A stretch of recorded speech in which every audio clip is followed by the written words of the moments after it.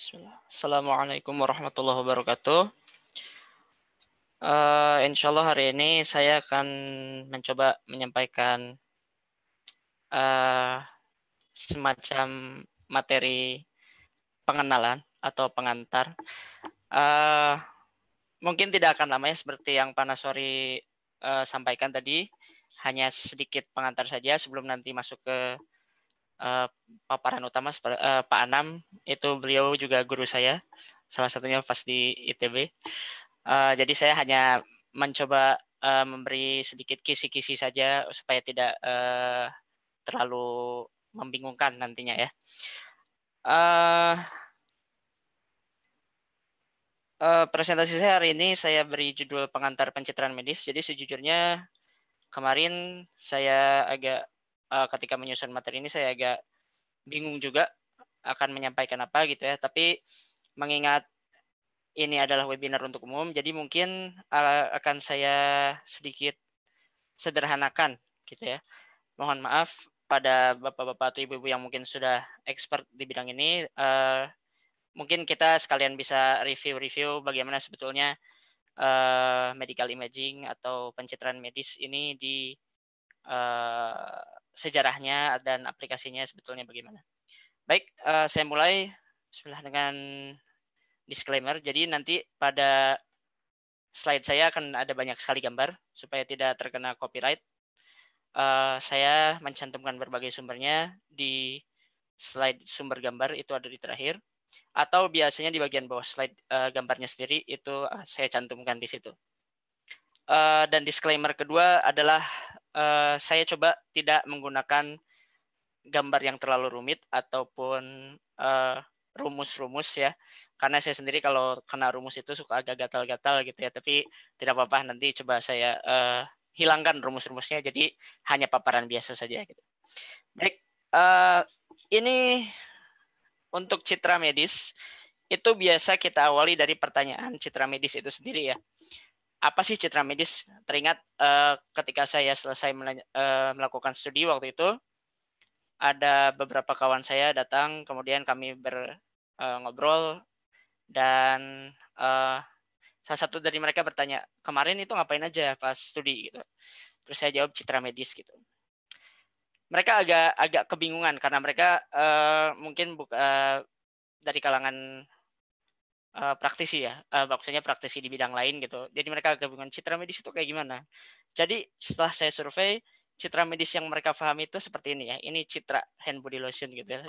Nah seperti itu. Jadi wah saya langsung, oh bukan yang itu maksud saya gitu ya. Jadi citra medis yang kita biasa saya teliti atau yang kita bahas kali ini tuh biasanya adalah seperti ini, CT gitu ya. Siti mungkin jarang yang lihat ya, mungkin beberapa dari kita sudah pernah melihat, mungkin banyak dari kita yang belum pernah melihat. Mungkin yang sering nonton sinetron atau drama Korea pasti bisa melihat ya. Saya ingat kemarin kakak saya nonton Hospital Playlist, ada ini gambar Siti. Nah ini adalah gambar yang digunakan untuk melihat organ dalam gitu ya. Struktur tulang, jaringan lunak, itu bisa terlihat oleh Siti ya. Atau karena sekarang zamannya COVID, ada screening COVID ya, selain oleh rapid test atau swab PCR, itu kita juga menggunakan X-ray gitu ya. Nah, X-ray ini juga merupakan salah satu citra medis gitu ya. Gimana kita bisa melihat kalau dia ada indikasi COVID atau tidak, itu dari citra X-ray-nya akan terlihat anomali gitu oleh yang bisa dilihat oleh dan dinilai oleh dokter. Kemudian citra medis itu juga tidak hanya terpaut oleh yang berbentuk gambar saja. Maksudnya gambar yang secara jelas memperlihatkan anatomi manusia gitu ya. Tapi ultrasonografi atau USG yang biasa dilakukan pada ibu hamil misalnya, atau untuk meneliti rahim, itu juga termasuk citra medis ya. Nah, jadi kalau kita mengambil definisi dari WHO, citra medis itu adalah semua metode atau proses yang dilakukan untuk mencitrakan tubuh manusia dengan tujuan diagnosis dan penanganan medis, seperti itu ya. Jadi semua yang dilakukan untuk menggambarkan tubuh manusia itu bisa dimasukkan dalam citra medis gitu. Nah, kalau kita lihat sejarahnya, awal mula pencitraan medis itu bisa kita jabarkan di tahun 1895. Klaim-klaim yang ada ditulis oleh peneliti-peneliti di luar sana bahwa sebelum 1895 dokter dan tenaga medis itu tidak punya cara untuk melihat kondisi di dalam tubuh pasien, gitu ya. Kemungkinannya antara mereka biopsi atau dibuka, dioperasi gitu ya. Kemudian dilihat bagian dalamnya.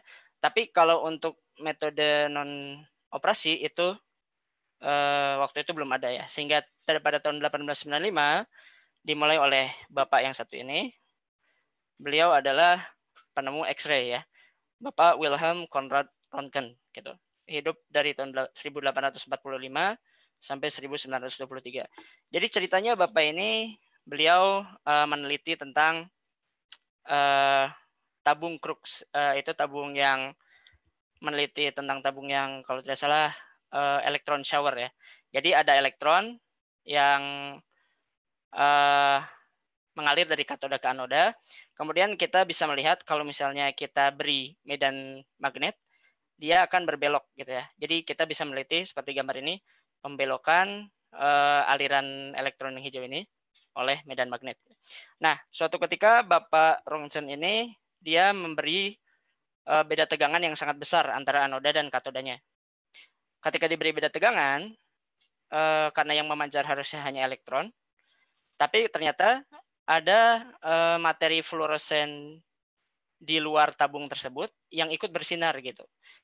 Nah, di sini kemudian dia merasa penasaran gitu ya, kemudian meneliti dan ditemukanlah apa yang disebut X-ray gitu.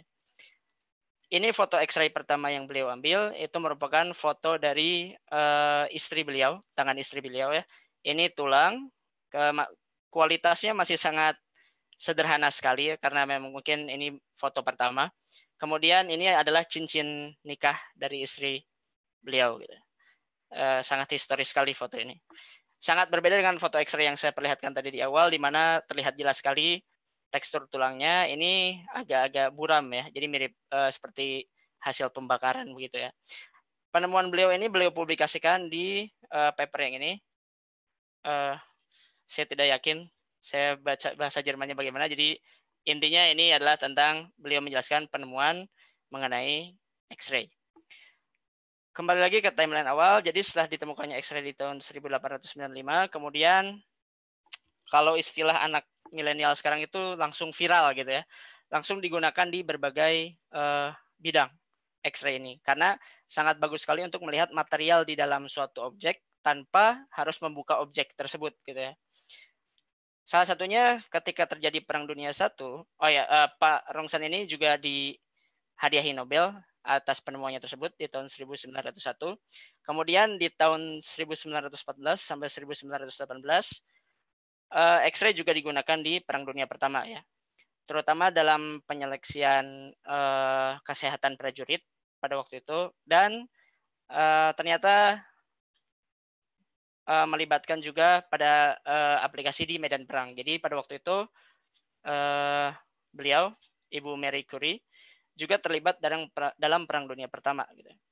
Beliau menciptakan atau menemukan apa yang namanya mobile X-ray, gitu ya. Jadi mobile X-ray ini bisa memungkinkan mesin X-ray-nya dibawa ke garis depan medan perang, kemudian digunakan untuk melakukan operasi pada prajurit yang tertembak misalnya. Jadi ketika ada prajurit yang tertembak, itu ketika dia di X-ray kita bisa menentukan letak pelurunya tepatnya di mana, dan kemudian peluru tersebut bisa dikeluarkan melalui pembedahan atau operasi gitu ya. Seperti itu. Kemudian dari tahun 1895 sampai 1960 itu juga terjadi perkembangan pesat berusaha diteliti mengenai X-ray tersebut, terutama di bidang material filmnya ya. Jadi pertama mereka mempunyai kaset film untuk sensor filmnya. kemudian ada layar diganti menggunakan layar fluoresen, kemudian ditambah medium kontras, kemudian image intensifier. Saya akan lewat penjelasan yang ini ya, karena terlalu teknis. Tapi itu intinya mereka melakukan pengembangan antara tahun 1895 sampai 1960 ini mengenai pengembangan sensor detektor dari X-ray-nya ya. Nah, di tengah-tengah pengembangan itu, tahun 1930 muncul Bapak ini ya. Jadi beliau adalah yang pertama kali melakukan apa yang kita sebut sekarang sebagai tomografi. Nama beliau adalah Alessandro Valebona, meninggal tahun 1987. Jadi ide dari beliau adalah kalau kita punya, dulu beliau menyebutnya sebagai stratigrafi ya. Jadi strati ini kalau kawan-kawan yang melakukan riset di bidang geologi mungkin sudah tahu ya, strati ini dari stratum atau layer atau lapisan gitu ya. Jadi stratigrafi ini adalah penggambaran lapisan. Tapi kemudian diganti oleh Asosiasi Radiologi termasuk oleh beliau juga menjadi tomografi karena stratum ini lebih dekat istilahnya dengan lapisan batu gitu ya. Jadi karena ini bukan hanya terbatas pada lapisan batu tapi pada lapisan manusia juga. Kemudian dia tidak hanya menggambarkan lapisan layer tapi juga plane atau bidang gitu ya, ataupun section gitu ya. Maka mereka mengganti namanya menjadi tomografi. Tomo ini dari bahasa Yunani artinya slice gitu ya kalau maksudnya. Ya. Nah, jadi prinsipnya adalah kalau ada sebuah objek 3 dimensi, maka pemetaan 2 dimensi dari berbagai arahnya itu bisa menggambarkan objek 3 dimensi tersebut. Kurang lebih begitu ya.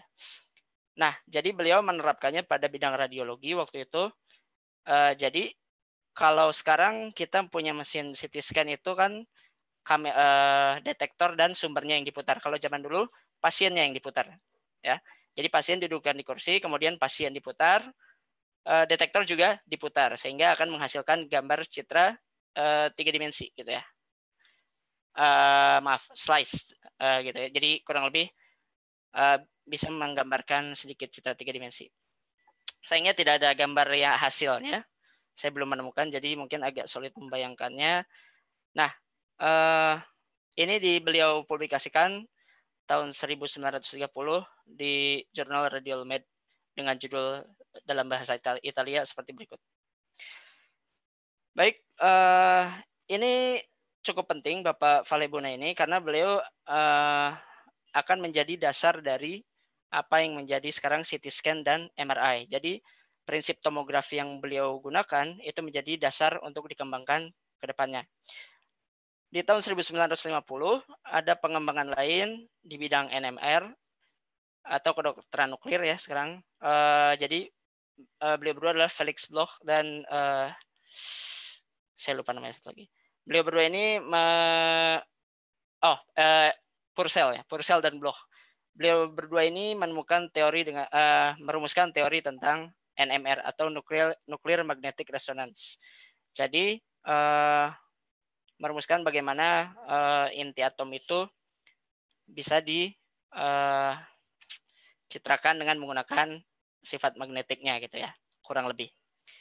Kemudian di tahun yang sama atau di dekade yang sama juga ditemukan modalitas USG atau ultrasonografi yang pertama oleh dokter John Wild ya. Jadi ini uniknya adalah fisikawan, dokter gitu ya.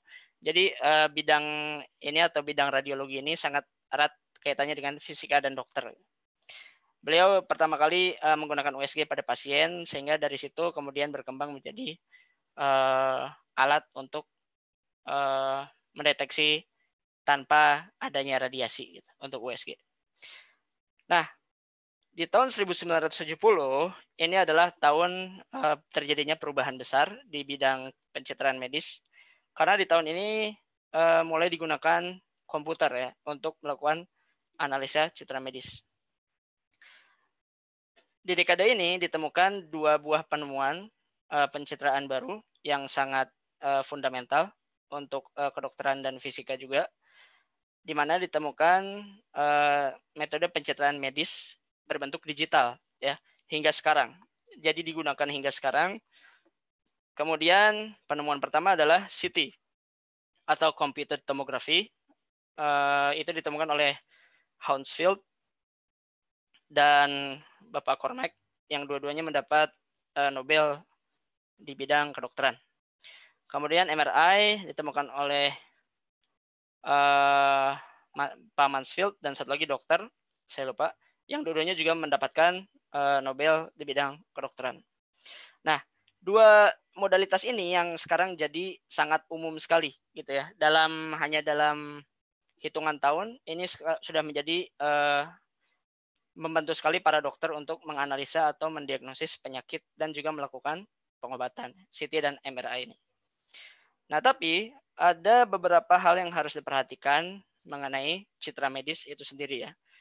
Yang pertama, kenapa citra medis itu agak berbeda dengan foto biasanya ya. Jadi kalau kita perhatikan prinsipnya sebetulnya mirip dengan foto ya. Kita mengambil kalau foto kan kita menangkap cahaya dari yang dipantulkan oleh objek. Tapi kalau citra medis itu bisa menangkap sinyal magnet ataupun sinyal radiasi gitu ya, yang dikonvert ya atau yang diubah di detektor. Nah, jadi kenapa kita perlu analisis citra medis? Yang pertama, citra medis itu tidak sesederhana yang dibayangkan ya. Sebagai contoh, misalnya, atau saya masuk poin 2 dulu. Jadi karena tidak sesederhana yang dibayangkan, kita butuh kompetensi khusus kalau ingin memahami citra medis itu seperti apa. Jadi saya ambil contoh di sini, misalnya ada foto 4 pesepak bola seperti ini ya. Dari foto 4 pesepak bola ini saya bisa tanya mungkin yang generasi kolonial, saya tidak tahu apa generasi milenial hafal yang baju kuning di tengah ini ya. Tapi kalau generasi milenial, generasi kolonial pasti tahu ini adalah Ronaldo gitu ya. Kalau saya suruh generasi milenial memilih Ronaldo, mungkin mereka akan memilih yang hitam putih ini ya. Beliau juga Ronaldo tapi Ronaldo yang berbeda gitu. Nah, kalau saya kasih foto ini pada dua grup orang yang berbeda, masing-masing bisa menunjukkan hal yang saya inginkan. Maaf. Misalnya, di mana bagian mana sepatu dari Ronaldo? Kita tahu bahwa sepatu Ronaldo itu yang ini. Atau misalnya bagian mana dari piala Ronaldinho? Piala Ronaldinho itu adalah yang sedang dipegang dia. Ini bukan piala, ini jelas wajah, ini tangan, tapi ini piala. Beda kalau kita misalnya berikan sebuah citra medis. Sebagai contoh saya berikan citra CT di sini. Ini adalah sebetulnya bagian yang sama, cuma hanya adalah tubuh seorang pasien, tapi dari sudut dan jarak yang berbeda-beda gitu ya. Nah, untuk orang-orang awam, bahkan untuk saya sendiri pada saat studi dulu, saya sendiri tidak mengerti kalau disuruh melihat CT ini bagian apa gitu ya. Saya hampir pastikan yakin orang awam pun jika kita beri CT atau MRI atau USG tidak akan mengerti ya, ini itu bagian apa dari tubuh manusia gitu. Maka harus diperlukan ilmu yang mendalam dan kompetensi khusus. Bahkan kalau saya tidak salah di kalangan dokter ada spesialisasi khusus yaitu spesialis radiologi untuk menerjemahkan apakah ada anomali atau kelainan di sebuah citra medis seperti itu ya. Nah, termasuk ketika kita menggabungkan beberapa citra yang berbeda. Kalau kita misalnya hendak meneliti kalau dokter misalnya hendak meneliti sebuah kanker, biasanya jika kankernya cukup rumit atau kompleks akan dilakukan beberapa pengujian ya. Pengambilan gambar CT, pengambilan gambar MRI, dan kalau memang harus ditentukan pengambilan biopsi, jadi jaringan dari tumornya diambil kemudian dianalisa di lab. Nah, seperti itu jelas butuh sebuah kompetensi khusus untuk memahami apakah ada keterkaitan antara gambar CT, gambar MRI, dan si hasil biopsi dari lab tersebut. Karena itu kita membutuhkan analisis. Nah, mengingat penggunaan CT dan MRI ini sangat umum sekali dan sangat banyak, sedangkan sumber daya manusia atau dokternya itu terbatas ya. Jadi saya menemukan kasus di beberapa negara itu, atau mungkin di Indonesia saya kurang tahu, bahwa kadang-kadang saya pernah mewawancara seseorang fisikawan medis di Bandung, itu bahkan dalam satu hari dia bisa menangani gambar pasien gitu ya, atau mengolah gambar pasien itu nonstop dari pagi sampai malam, dan itu besoknya masih ada lagi gitu. Jadi jelas butuh sebuah metode analisis yang dibantukan komputer ya, kalau dipermudah dengan bantuan komputer untuk menganalisa citra medis yang berkaitan dengan pasien. Nah, penggunaan analisis ini nantinya berguna untuk yang pertama clinical study atau mencari korelasi, misalnya dalam sebuah gambar atau dalam sebuah citra medis, ada sebuah anomali. Nah, anomali ini jika dilihat ukurannya, maka apakah bisa digolongkan menjadi sebuah penyakit tertentu, misalnya seperti itu. Sebagai contoh yang mudah, mungkin ketika COVID ini kita mengambil gambar X-ray dari dada misalnya, dan untuk melihat apakah di dalamnya ada cairan paru-paru. Nah, kita butuh dokter untuk menentukan apakah anomali yang terdapat, misalnya ada anomali di gambar tersebut atau di citra tersebut, apakah itu merupakan air ataukah itu merupakan sebetulnya cuma noise ya, atau gangguan di gambar tersebut. Artinya gangguan itu adalah si objeknya hanya ada di citra medisnya, bukan di tubuh pasien itu. Itu mungkin terjadi. Nah, itu termasuk untuk clinical study ya. Kemudian sebagai pendukung diagnosis juga, termasuk salah satunya yang saya sebutkan tadi, contohnya masih termasuk yang COVID. Kemudian juga untuk treatment planning, jadi dari analisis citra medis tersebut, kita bisa dokter bisa menentukan langkah perawatan atau langkah pengobatan apa yang paling baik untuk pasien. Tapi jelas karena sumber daya dokter terbatas, maka butuh proses untuk mempercepat analisis tersebut. Ya, nanti keputusannya tetap diambil oleh dokter, tapi penganalisanya itu dibantukan oleh komputer misalnya. Kemudian yang paling mutakhir sekarang ada pembedahan atau operasi, itu dibantu komputer. Jadi mungkin prinsip kalau sudah terpakai sejak zaman dulu ya. Contohnya yang di Perang Dunia Pertama itu bukan computer assisted tapi radiology assisted surgery gitu ya. Kalau sekarang computer assisted surgery, jadi di mana gambarnya ditampilkan dalam komputer, kemudian kita Bu dokter membedah dengan melakukan mengacu pada gambar pada komputer tersebut. Nah, semua ini adalah bidang yang bisa disebut computer aided diagnosis atau terapi dan diagnosis yang dibantukan oleh komputer. Seperti itu. Mungkin keterbatasan waktu saya akhiri di sini dulu. Mungkin nanti kita lebih banyak diskusi, dan mungkin nanti melalui penjelasan Pak Anam akan lebih jelas apa sebenarnya citra medis dan analisisnya bagaimana. Terima kasih. Berikut saya tampilkan sumber gambar yang saya ambil. Cukup banyak. Kemudian terima kasih. Saya kembalikan ke Pak Nasori. Baik, Pak Haikal, terima kasih paparannya.